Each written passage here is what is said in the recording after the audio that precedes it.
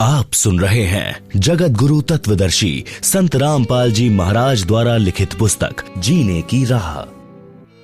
भक्त परमार्थी होना चाहिए।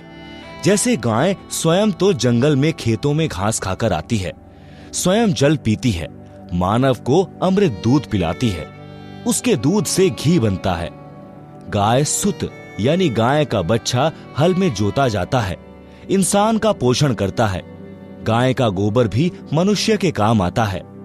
मृत्यु उपरांत गाय के शरीर के चमड़े से जूती बनती है, जो मानव के पैरों को कांटों कंकरों से रक्षा करती है। मानव जन्म प्राप्त प्राणी परमार्थ ना करके भक्ति से वंचित रहकर पाप करने में अनमोल जीवन नष्ट कर जाता है। मांसाहारी नर राक्षस की तरह गाय को मारकर उसके मांस को खा जाता है, महापाप का भागी बनता है।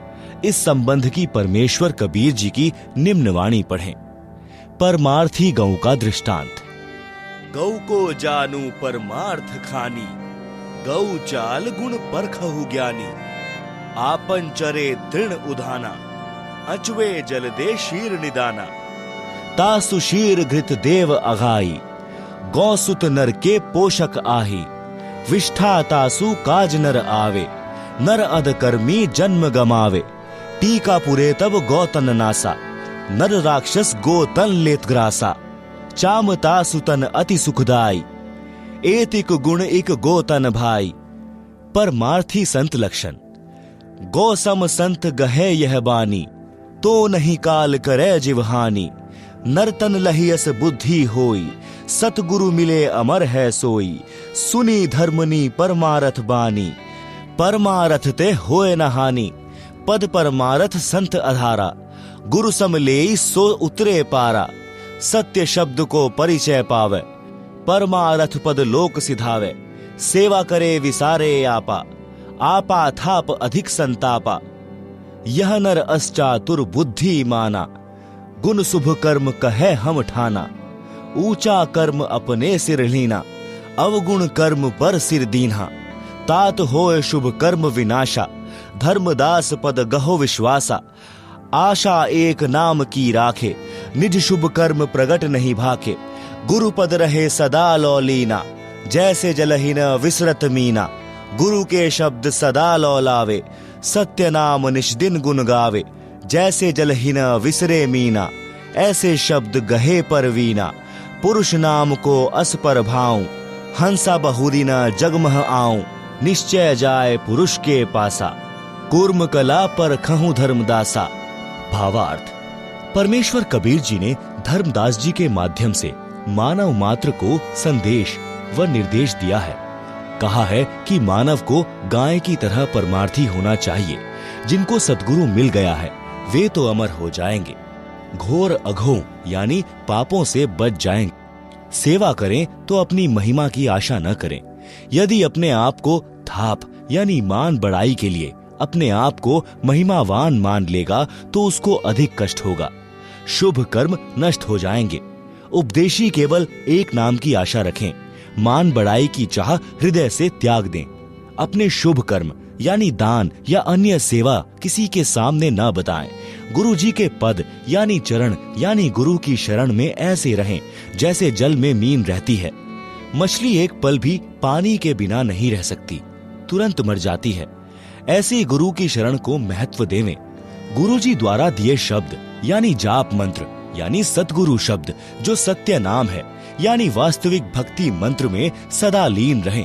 जो पुरुष यानी परमात्मा का भक्ति मंत्र है उसका ऐसा प्रभाव है, उसमें इतनी शक्ति है कि साधक पुनः संसार में जन्म मरण के चक्र में नहीं आता।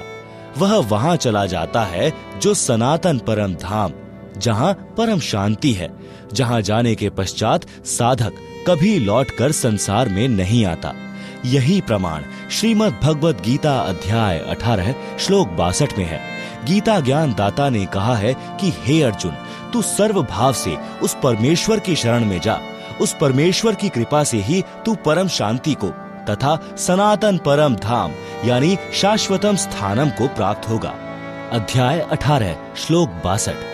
गीता अध्याय 15 श्लोक 4 में गीता ज्ञान दाता ने कहा है कि तत्व ज्ञान प्राप्ति के पश्चात परमेश्वर के उस परम पद की खोज करनी चाहिए जहां जाने के पश्चात साधक लौटकर कभी संसार में नहीं आता।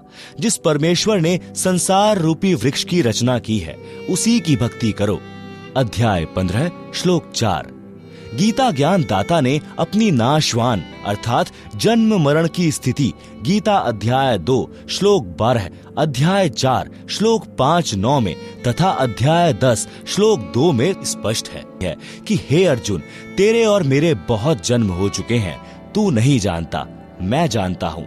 पाठक जनों, गीता से स्पष्ट हुआ कि गीता ज्ञान दाता यानी काल ब्रह्म है जो श्री कृष्ण जी के शरीर में प्रवेश करके बोल रहा था, नाशवान है, जन्म मरण के चक्र में है, तो उसके उपासक की भी यही स्थिति होती है। इसलिए गीता अध्याय 18 श्लोक 62 तथा अध्याय 15 श्लोक 4 में वर्णित लाभ प्राप्त नहीं हो सकता। दूसरी बात यह सिद्ध होती है कि गीता ज्ञान दाता से कोई अन्य समर्थ तथा सर्व लाभदायक परमेश्वर है जिसकी शरण में जाने के लिए गीता ज्ञान दाता यानी काल ब्रह्म ने कहा है। वह परमेश्वर कबीर बंदी छोड़ जी है। उन्होंने अपनी महिमा स्वयं ही कही है जो आप जी कबीर सागर में पढ़ रहे हैं। परमेश्वर ने अनुराग सागर पृष्ठ 13 पर कहा कि सत्य पुरुष द्वारा रची सृष्टि के विषय में बताई कथा का साक्षी किसको बनाऊं, क्योंकि सबकी उत्पत्ति बाद में हुई है, पहले अकेले सत्पुरुष थे। यहाँ पर विवेक करने की बात यह है कि कबीर जी को ज्ञान कहाँ से हुआ, जब सृष्टि रचना के समय कोई नहीं था। इससे स्वसिद्ध है कि ये स्वयं पूर्ण परमात्मा सृष्टि के सृजनहार हैं। जिन महान आत्माओं को परमेश्वर कबीर जी मिले हैं उन्होंने भी यही साक्ष्य दिया है कि अनंत कोटि ब्रह्मांड का एक रति नहीं भार, सतगुरु पुरुष कबीर है कुल के सिरजनहार। भावार्थ इस वाणी से ही स्पष्ट है। कूर्म कला परखो धर्मदासा का भावार्थ है कि जैसे कूर्म यानी कछुआ आपत्ति के समय अपने मुख तथा पैरों को अपने अंदर छुपाकर निष्क्रिय हो जाता है, आपत्ति टलने के तुरंत पश्चात अपने मार्ग पर चल देता है, इसी प्रकार भक्त को चाहिए कि यदि सांसारिक व्यक्ति आपके भक्ति मार्ग में बाधा उत्पन्न करे तो उसको उलटकर जवाब न देकर अपनी भक्ति को छुपाकर सुरक्षित रखें। सामान्य स्थिति होते ही फिर उसी गति से साधना करें। इस प्रकार करने से निश्चय जाए पुरुष के पासा, वह साधक परमात्मा के पास अवश्य चला जाएगा। अनुराग सागर पृष्ठ 163 281 पर। सोरठा हंस तहां सुख बिल सही, आनंद धाम अमोल, पुरुष तनु छवि निरखहीं, हंस करें किलोल। भावार्थ उपरोक्त ज्ञान के आधार से साधना करके साधक अमर धाम में चला जाता है, वहां पर आनंद भोगता है। वह सतलोक बेशकीमती है, वहां पर सतपुरुष के शरीर की शोभा देखकर आनंद मनाते हैं। दीक्षा लेकर नाम का स्मरण करना अनिवार्य है। अध्याय बीर सिंह बोध पृष्ठ 123 पर। राजा बीर सिंह की एक छोटी रानी सुंदर देई थी। उसने भी परमेश्वर कबीर जी से दीक्षा ले रखी थी। उसने सत्संग बहुत सुने थे, विश्वास कम था, नाम की कमाई यानी साधना नहीं करती थी। जब रानी का अंतिम समय आया तो यम के दूत राजभवन में प्रवेश कर गए। फिर यम दूत रानी के शरीर में प्रवेश कर गए और अंतिम श्वास का इंतजार करने लगे। उसी समय रानी सुंदर देई के शरीर में बेचैनी हो गई। यमदूत दिखाई देने लगे। राजा ने रानी से पूछा कि क्या बात है।